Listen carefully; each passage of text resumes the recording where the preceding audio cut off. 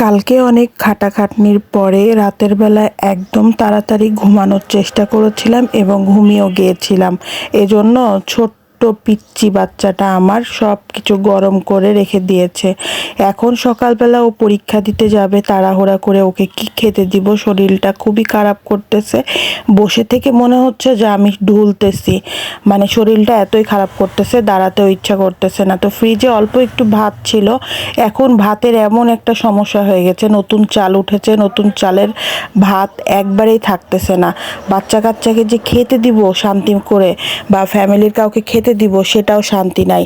কালকে দুপুরে ভাত রান্না করেছিলাম, হঠাৎ করে আম্মুর বাসায় পোলাও হওয়াতে পোলাও দিয়ে গেছিলো 1 গামলা, দিয়ে ওটাই সবাই পছন্দ করে খেয়েছে আর 1 গামলা ভাত থেকে গেছে। এই থেকে যাওয়া থেকে ভাতগুলো নষ্ট হয়ে গেল, কি করব, কুকুরকে দিয়ে দিলাম। তো একটা না একটা ভালো কাজ তো করতেই হবে আমাদেরকে।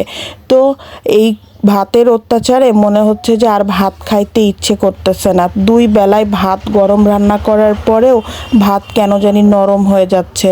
তো এই যে মেয়ে এখন স্কুলে পরীক্ষা দিতে যাবে, এই জন্য ওর ভাত একটু গরম করে ঠান্ডা করতেছি। আর মনে হচ্ছে যে একটু যদি ঘুমাইতে পারতাম তাহলে শান্তি